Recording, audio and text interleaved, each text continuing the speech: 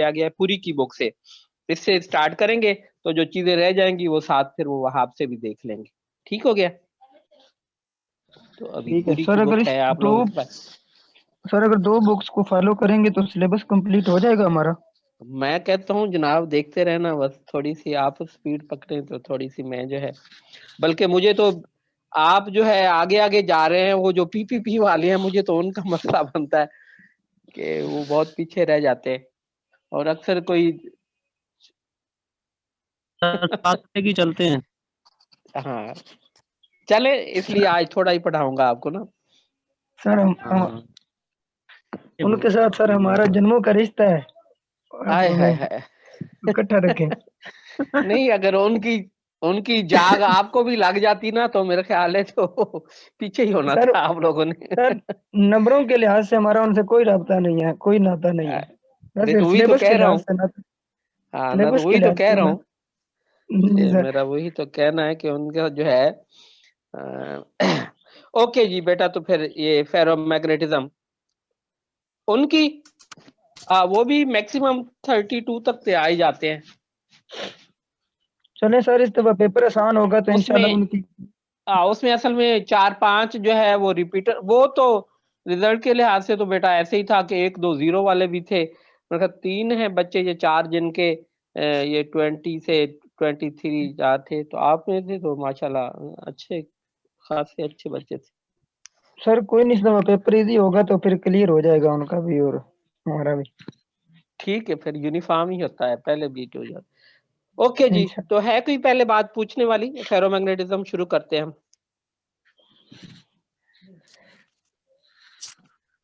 Sir जी आगे फिर। ठीक है, तो ये 242 बेटा पेज जो है, इस पर ये पूरी की बुक से ये जो है ना ये अभी ये मैं देखता हूँ ना, ये आगे एंटी फेरोमैग्नेटिज्म है और ये उसमें असल ये कि मैंने फिर वो कागज पर लिखकर जो है वो आपको भेजूंगा, चूंकि वो इसमें इन बुक्स में नहीं है ना, इसमें है जस्ट दिया हुआ है कि कैसे हम एक स्पेक्ट्रोस्कोपिक कोड और मैग्नेटिक आयन का हम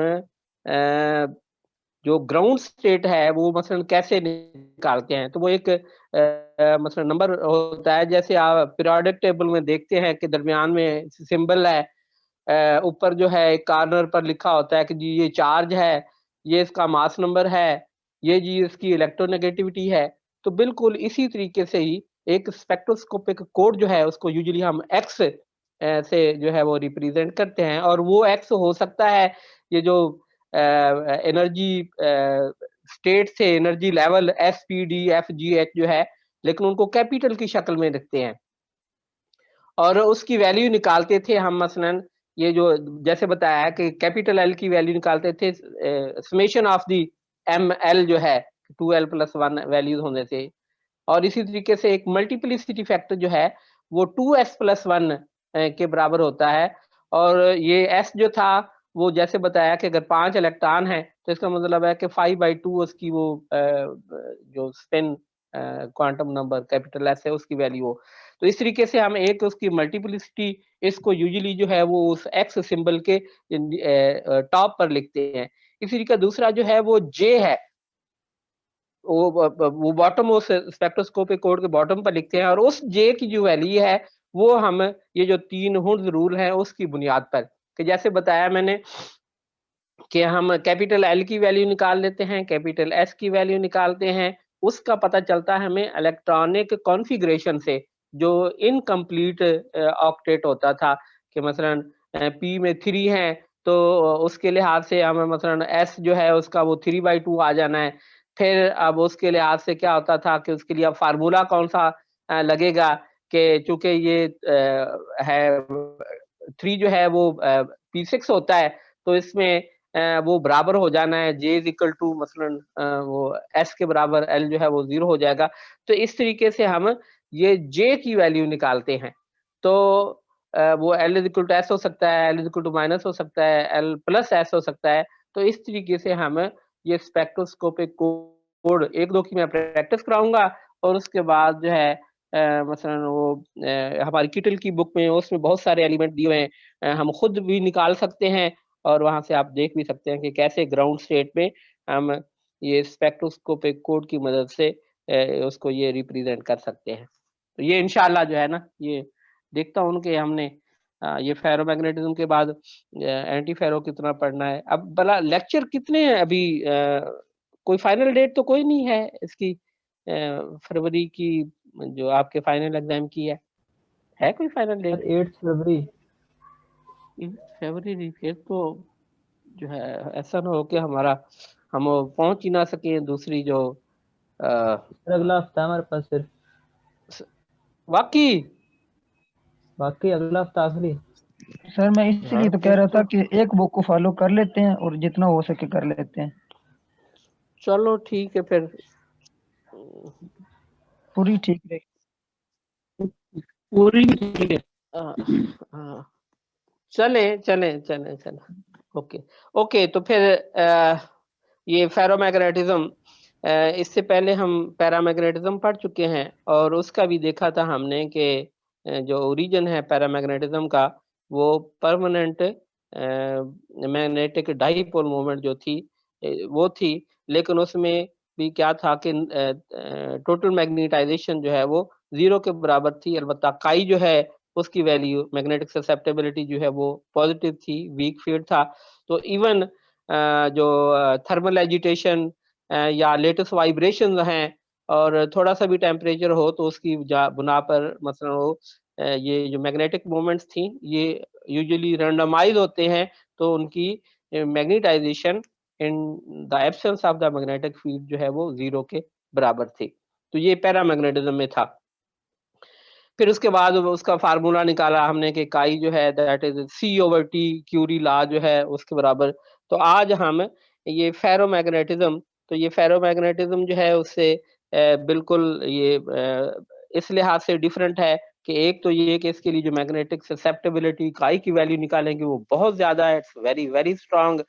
और फिर उसके अलावा जो है इसमें एक हिस्टैरिसीस लूप बनता है कि हम अगर magnetisation versus applied magnetic field अगर करें तो ये काई जो है वो उसकी वैल्यू कांस्टेंट नहीं रहती, बल्कि वो वेरी करती रहती है।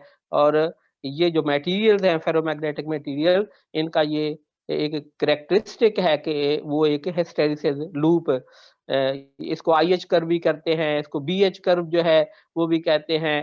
तो इसको हिस्टैरिसीस लूप का तो एक वो पूरा बकायदा सर्कल बनता है, मसलन कि हम मैग्नेटाइजेशन वर्सेस अप्लाइड फील्ड आप ग्राफ ड्रा करते हैं कि आप मैग्नेटिक फील्ड पहले 0 से बढ़ाते हैं, तो इसमें क्यूरोसिटी, मैग्नेटाइजेशन और ये सारे फैक्टर आ जाते हैं। सैचुरेटेड मैग्नेटाइजेशन आ जाती है। आप एक तरफ मैग्नेटिक फील्ड बनाते हैं तो इसकी सैचुरेटेड वैल्यू मैग्नेटाइजेशन की मिल जाती है। फिर हम उसको वापस 0 की तरफ ले आते हैं, तो ये अब वही पाथ या रूट जो है वो फॉलो नहीं करती। मसलन अब इसकी हिस्ट्री जो है वो डिफरेंट होगी कि जिस पॉइंट पहले पर मैग्नेटाइजेशन थी बढ़ाते हुए, तो अब घटाते हुए जो है उससे वो अलहदा रूट वो अख्तियार करती है। फिर इसी तरीके से हम इसको 0 से फिर नेगेटिव जानब जो है मैग्नेटिक फील्ड बढ़ाना शुरू कर देते हैं, फिर वापस लेके आते हैं। तो इस तरीके से वो देखते हैं हम कि वापस आकर भी जिस पॉइंट से आपने शुरू भी किया था, तो एक वो क्लोज्ड जो है वो स्ट्रक्चर सी बन जाती है। तो इसमें रिटेंटिविटी और ये मैग्नेटाइजेशन का फैक्टर होने की वजह से देखते हैं हम कि फेरोमैग्नेटिक मटेरियल जो है उनकी जो मसलन ये नेचर ऑफ द मटेरियल जो है उसके बुनियाद पर भी कि वो जो हिस्टैरिसीस कर्व बन रही है, बीएच कर्व, वो किसी की ब्रॉड होती है, किसी की शार्प होती है। It depends upon the nature of the material. तो फेरोमैग्नेटिक में ये है एक तो हिस्टैरिसीस लूप। दूसरा जो है इनमें एक डोमेन थ्योरी है, और डोमेन थ्योरी में क्या है कि even in the absence of the magnetic field magnetisation exist, और बिलो अ सर्टेन टेम्परेचर जिसको हम ये क्यूरी कहते थे, क्यूरी या क्रिटिकल टेम्परेचर, ट्रांजिशन टेम्परेचर, तो ये स्पॉन्टेनियस मैग्नेटाइजेशन कहलाती है। तो इसके ऊपर ये वाइज ने काम किया था। तो इसी वाइज थ्योरी में को सामने रखते हुए, और हाँ, इसमें एक चीज़ जो है वो पैरामैग्नेटिज्म में उस वक्त बात हुई थी कि here we neglect all the interactions between the adjacent atoms and their dipoles. वहाँ पर इंटरेक्शन बिल्कुल निगलेक्ट करते हैं, और यहाँ पर देखेंगे हम कि आपने फील्ड अप्लाई नहीं भी किया तो मैग्नेटाइजेशन एग्जिस्ट करते हैं, और फिर जब आप थोड़ा सा ही वीक मैग्नेटिक फील्ड अप्लाई करें तो इसका जो इफेक्टिव मैग्नेटाइजेशन वो बहुत स्ट्रांग और मैक्सिमम मिलती है हमें। तो यहाँ पर ये जो है यहाँ पर इंटरेक्शन कंसीडर करते हैं, और उन इंटरेक्शन को हम based on the wise theory, मसलन के जी डाइपोल डाइपोल के दरमियान एक इंटरेक्शन है, और उनको हम मॉलिक्यूलर फील्ड भी कहते हैं, उसको हम वाइज फील्ड भी कहते हैं। तो इसकी बुनियाद पर ये वाइज थ्योरी जो होगी इंशाल्लाह। तो इसमें अब existence, number one is the spontaneous magnetization in the ferromagnetic material, और ये spontaneous magnetization जो है it is present below a certain temperature, जिसको हमने ये क्यूरी का नाम दिया था। जी, so the alignment of the magnetic moments below Curie temperature is due to the exchange interactions between the magnetic ion and will be described later। जैसा कि अभी ये बता रहा हूँ मैं कि जिसको मॉलिक्यूलर फील्ड का नाम भी देते हैं, और इसको एक्सचेंज इंटरेक्शन का जो है वो नाम, इसको वाइज फील्ड का भी नाम देते हैं। तो इसकी बुनियाद पर जो मैग्नेटिक आयन्स की होती हैं, मैग्नेटिक डाइपोल्स, उनके दरमियान इंटरेक्शन होते हैं, जिसकी बुनियाद पर ये हमें स्ट्रॉन्ग मैग्नेटाइजेशन जो है मिलती है। So above the Curie temperature the thermal effects offset the spin alignment and the ferromagnetic substances become the paramagnetic. तो जैसे बताया यहाँ पर लो टेम्परेचर पर ये स्पॉन्टेनियस मैग्नेटाइजेशन जो है ये एग्जिस्ट करती है, उससे टेम्परेचर जो है वो बढ़ जाए तो ये प्रॉपर्टी जो है वो लॉस्ट हो जाती है फेरोमैग्नेटिक की, and that changes into the paramagnetic field. तो ये हम नेक्स्ट आगे इसको ग्राफ की मदद से भी ये शो करेंगे बकायदा कि कैसे एक फेज ट्रांजिशन होती है कि क्यूरी टेम्परेचर या ट्रांजिशन टेम्परेचर जो है वो उससे अबव है तो वो पैरामैग्नेटिक रीजन में चला जाएगा मटेरियल, और अगर उसे टेम्परेचर से ये लेस है तो फिर हमारे पास ये मैग्नेटिक रीजन में जो है। तो ये ट्रांजिशन जो है from one phase to the other, it depends upon the purely जो transition at the Curie temperature, उसके ऊपर डिपेंड करता है। जी, the ferromagnetic substances acquire a large magnetization in the presence of even a weak external magnetic field. They possess a large and positive value of the susceptibility, which in general is not constant। जैसा भी बताया मैंने आपको, और ये कि but varies with the field strength। The variation of the magnetization with field strength exhibits the well-known hysteresis curve। तो अगर आपके पास ये बुरी की बुक है तो आप पेज ये आगे 249 पर देख सकते हैं, यही ग्राफ इसने ये बनाया है जिसमें concept of the domain and the hysteresis कि कैसे y के अलांग मैग्नेटाइजेशन m है और ये x के along b equal to mu naught h मसलन अप्लाइड फील्ड स्ट्रेंथ है। तो कैसे देखते हैं हम कि ये एक हिस्टेरिसिस जो है वो लूप बनती है। तो ये भी एक कैरेक्टरिस्टिक प्रॉपर्टी है फेरोमैग्नेटिक मटेरियल्स की। So the examples of ferromagnetic materials are the elements such as, उस पीछे भी हमने पढ़ा था आर्टिकल में कि इसको हमने आयरन ग्रुप का नाम दिया था, और ये आयरन ग्रुप में ये फेरोमैग्नेटिक मटेरियल जो है वो Fe आयरन है, निकल है, कोबाल्ट है, Gd है, इसको ये गुडोलिनियम कहते हैं, और इसी तरीके से Dy है, ये डिस्प्रोसियम है, and a number of the alloys and the oxide such as ये MnBi मैंगनीज बिस्मथ है, MnAs मैंगनीज आर्सेनिक है, और फिर ये क्रोमियम ऑक्साइड है। तो ये जो है फेरोमैग्नेटिक मटेरियल एलिमेंट्स की शक्ल में भी और एलाइज और डिफरेंट ऑक्साइड की शक्ल में भी जो है ये हमें मिलते हैं। मैंगनीज की तो मिसाल उस वक्त पीछे भी पढ़ी थी हमने कि मसलन मैंगनीज की शक्ल में हम वो J+J+1 वाला फार्मूला नहीं अप्लाई कर सके थे कि चूंकि वहां पर ये जो वो जो था फील्ड क्रिस्टल फील्ड जो है यही वो मॉलिक्यूलर फील्ड या फेरोमैग्नेटिक सब्सटेंस होने की वजह से फिर उसकी बजाय हमने S*(S+1) वाला फार्मूला जो है वो अप्लाई किया था। जी, तो अब ये नेक्स्ट 243 पेज पर हम इसकी थियरी पढ़ते हैं और यहाँ पर ये क्लासिकल नहीं होगी बल्कि ये based on the quantum theory. तो कुछ आइडियाज इसने ये वाइज ने पहले क्लासिकल दिए थे और फिर उसमें ये जो मॉडिफिकेशन करके फिर it's based on the quantum theory. तो ये wise theory of the ferromagnetism जो है इसके it was put forward by the Waves and is centered on the two following hypotheses. पहला hypothesis ये है कि a specimen of the ferromagnetic material contains a large number of the small regions called domains which are spontaneously magnetized. तो इसमें अगर यही आपके पास पूरी की बुक है तो आप ये अगर 250 पेज पर देखें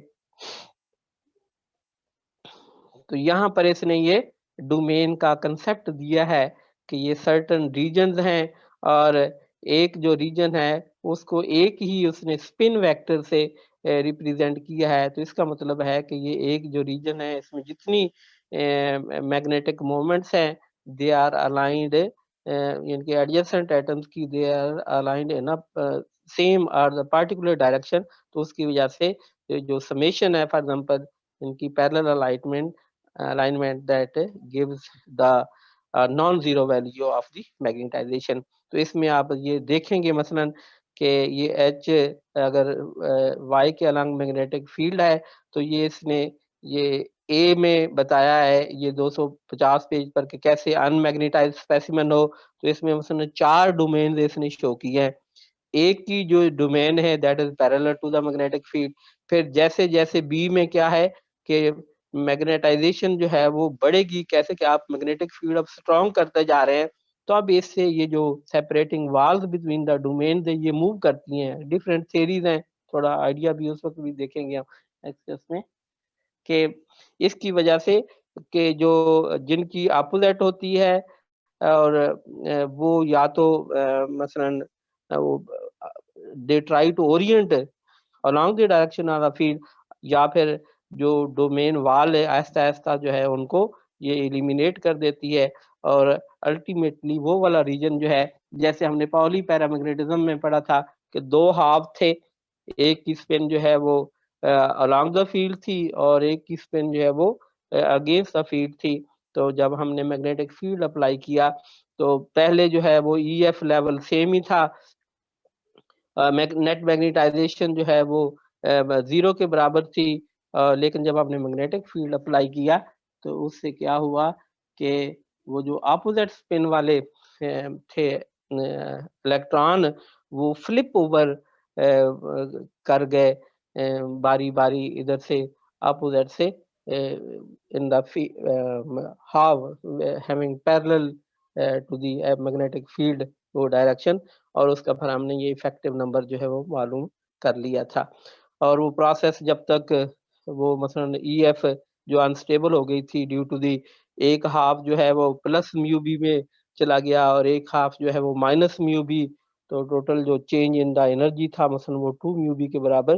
तो उससे ये देखा हमने कि कैसे उसमें नेट मैग्नेटाइजेशन जो है वो पैदा हुई। तो यहाँ पर भी ये डिफरेंट ये थ्योरी हैं कि कैसे अगर वो मसलन टिल्ट है अलोंग द फील्ड कम है वो उसकी इंक्लिनेशन तो आप थोड़ा सा भी मैग्नेटिक फील्ड स्ट्रॉन्ग करेंगे तो वो स्पिन जो है वो अलाइन हो जाएंगी अलोंग द मैग्नेटिक फील्ड।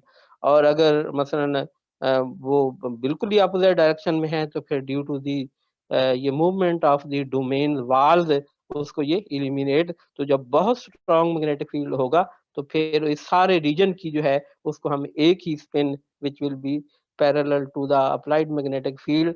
और ये वो थी कि इतना स्ट्रॉन्ग मैग्नेटिक फील्ड कर दिया हमने कि क्लासिकली जो है एलएक्स दैट अप्रोचेस टू 1 और इसी तरीके से अगर क्वांटम मैकेनिकली भी था Brillouin function BJX that also approaches to 1 ये हो गया था। तो ये थी इसमें ये कि डोमेन थ्योरी। तो पहला इसका जो वेज थ्योरी का हाइपोथेसिस है ये क्या है, ये पेज 243 पर कि it's based on the domains. और इन डोमेन की खासियत क्या है कि they are spontaneous, spontaneously magnetized, okay, even in the absence of the magnetic field there is net alignment of the um, magnetic dipole moments. So the magnitude of the spontaneous magnetization of the specimen as a whole is determined by the vector sum of the adjacent moment of the individual domains. तो जैसे शुरू में भी किया था कि ferromagnetic materials में इनकी जो एडजेसेंट एटम्स हैं उनकी जो स्पिन है मसलन magnetic moment they are equivalent to each other and they are parallel, कि एक ही डायरेक्शन वहाँ में होने की वजह से वहां पर वो एड अप करती हैं। तो अब दूसरा इसका थ्योरी का हाइपोथेसिस क्या है, the spontaneous magnetisation of each domain is due to the presence of an exchange field. जैसे बताया इसको मॉलिक्यूलर फील्ड भी कहते हैं, इसको क्रिस्टल फील्ड भी कहते हैं। तो ये BE which tend to produce a parallel alignment of the atomic dipoles. So the field BE is assumed to be proportional to the magnetization M of each domain. तो इसको हम मॉलिक्यूलर फील्ड या wise field या crystal field जो है इसको BE से represent करते हैं, इट्स प्रोपोर्शनल टू मैग्नेटाइजेशन। तो ये 852 इक्वेशन में BE जो है लैम्डा M के बराबर, लैम्डा इज अ कांस्टेंट और इसको वाइज फील्ड कांस्टेंट कहते हैं, it's independent of the temperature. It may be noted in the above expression that always we use the average value of the BE and M for a domain. तो क्योंकि वहाँ पर addition है moments का, उनकी different orientation हो सकती हैं, तो उसकी बुनियाद पर हम ये M हो और इसी तरीके से या BE हो इनकी एवरेज या कि मीन वैल्यू ही कंसीडर करते हैं। The field BE is also called a molecular field or Weiss field and is generally quite strong as compared to the applied magnetic field B. For iron इसने मिसाल दी है, ferromagnetic material है कि ये जो molecular field है ये vice field इसकी वैल्यू जो है तकरीबन ये 1000 टेस्ला ये इसके लगभग है। Thus the effective magnetic field on an atom or ion becomes कि एक तो मसलन फेरोमैग्नेटिक मटेरियल में देख रहे हैं कि BE और lambda M already present and when we even apply a small weak field तो इट्स मैग्नेटाइजेशन जो है दैट इज इंक्रीज्ड। तो यहाँ पर फिर B इफेक्टिव जो होगा that is equal to applied field B plus its internal molecular field BE। तो ये आ जाएगा हमारे पास B प्लस लैम्डा एम, ये 853 इक्वेशन जो है। In order to develop the theory of ferromagnetism, we shall use the quantum theory of the magnetization rather than the classical Langevin theory used by the Weiss originally. तो हम इसमें ये quantum touch जो है उसी को सामने रखकर इसका जो रिजल्ट है मसलन मैग्नेटिक ससेप्टेबिलिटी वाला निकालेंगे। तो consider a ferromagnetic solid containing n number of atoms per unit volume, each having a total angular momentum capital J by analogy to the equation 8.46 जिसमें था कि m जो है वो n g j mu b, अगर classical है तो यहाँ पर Lx करते थे और अब ये क्वांटम मैकेनिक्स है तो फिर Lx की बजाय हम for the large values of the x देखा तो bjx से मल्टीप्लाई किया था। तो जैसे ये n म्यू के बराबर, तो ये 854 जो है इक्वेशन कि m is equal to n g j mu b bjx। तो bjx जो है पता है हमें कि ये ब्रिलियन फंक्शन है और फंक्शन ऑफ द x है जो कि g j mu b be effective over के टी इसके ये बराबर है।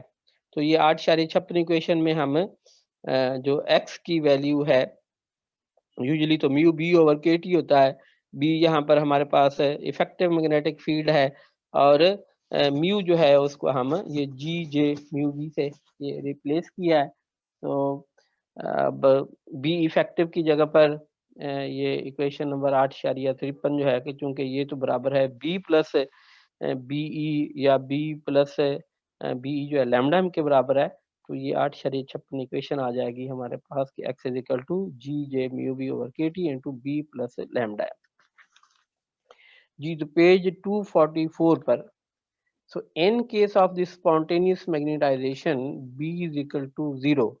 अब ये जो इक्वेशन लिखी है हमने कि इफेक्टिव फील्ड के इस्तेमाल करते हुए कि x is equal to B plus lambda M over के टी, तो अब स्पॉन्टेनियस मैग्नेटाइजेशन जो है उसकी तो तारीफ ही यही थी कि below a certain temperature even in the absence of the applied magnetic field there is non zero value of the magnetization, जिसको हमने स्पॉन्टेनियस मैग्नेटाइजेशन कहते थे।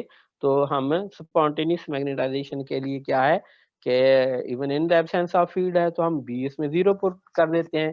तो लिहाजा ये जो 8.56 होगी इक्वेशन, इसमें हम ये बाकी बच जाएगा हमारे पास कि x is equal to ji J mu B lambda M over के टी। इसके लिए 8.57 से ही एम के लिए रिलेशन निकाल लें तो ये आ जाएगा एक्स के टी ओवर जी J mu B over lambda. अब इसमें देखते हैं कि एम जो है मैग्नेटाइजेशन, ये इसमें ये टेम्परेचर वाला फैक्टर भी आ रहा है, तो हम इस एम को as a function of T से रिप्रेजेंट कर सकते हैं कि 8.58 इक्वेशन में M as a function of T is equal to x के टी ओवर लैम्डा जी जे इंटू म्यू बी।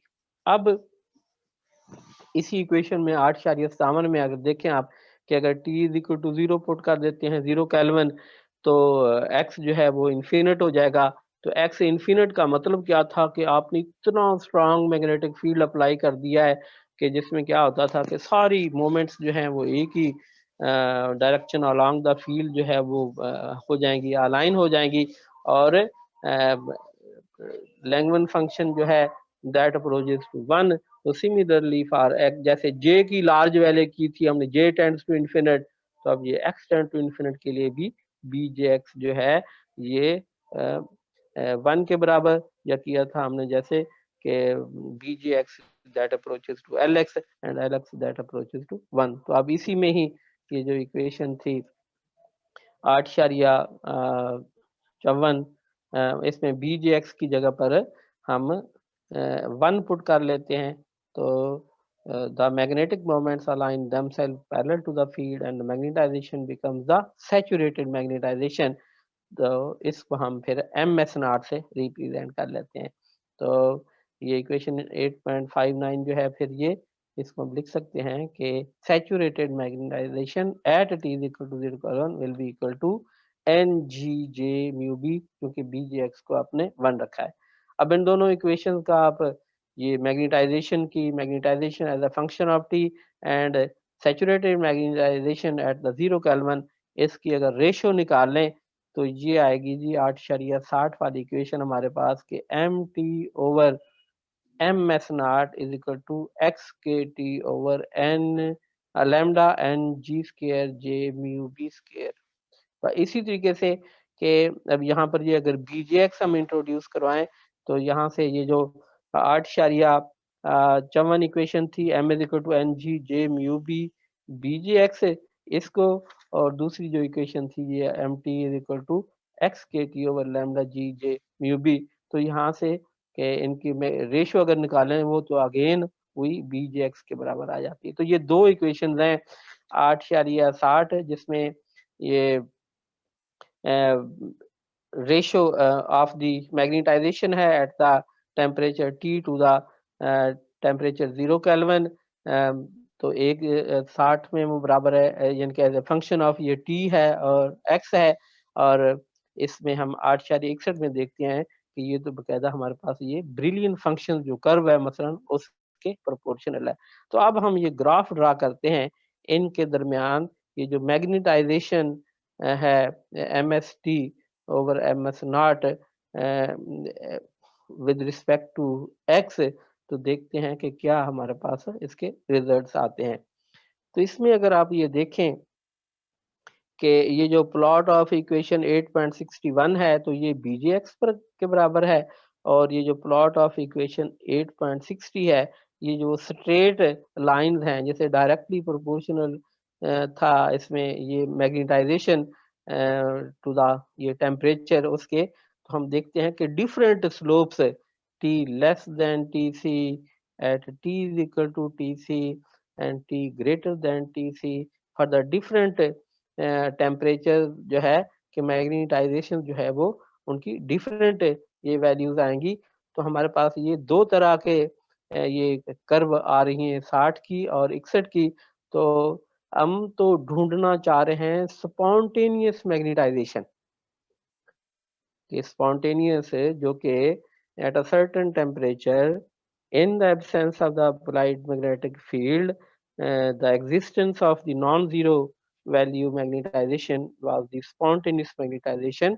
तो कहाँ पर ये एग्जिस्ट करती है वो इस ग्राफ से जाहिर है। तो इस फिगर में जैसे बताया इसमें कि graphical solution of the simultaneous equation 860 and 861, a point of intersection P determines the spontaneous magnetization MST, और ये सैचुरेटेड मैग्नेटाइजेशन है, sorry spontaneous magnetization at a given temperature, no solution exist for the T greater than TC।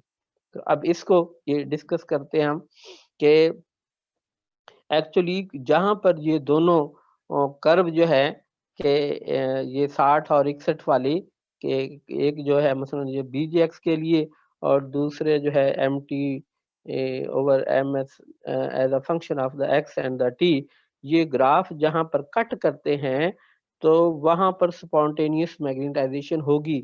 अब spontaneous magnetisation वो होगी तो क्या उसको stable जहाँ पर उसकी वैल्यू के टेम्परेचर ऐसा हो कि वो लेस देन क्रिटिकल टेम्परेचर हो, तो फिर वो उसको हम कहेंगे कि ये हमारे पास इसका एग्जैक्ट सॉल्यूशन है या कि फिर ये स्टेबल स्पॉन्टेनियस है। तो यहाँ पर अगर इस ग्राफ में देखें हम तो ये देख रहे हैं कि ये जो तीनों स्ट्रेट लाइंस हैं एट डिफरेंट टेम्परेचर वो ओरिजिन पर इसको मिलती हैं, और ये जो है कहीं पर ये टेंजेंट है, ठीक है, और और जब T लेस देन TC है तो यहाँ पर देखते हैं कि 2 पॉइंट्स पर BJX को ये जो रेशियो है मतलब उसकी ये कट करती है।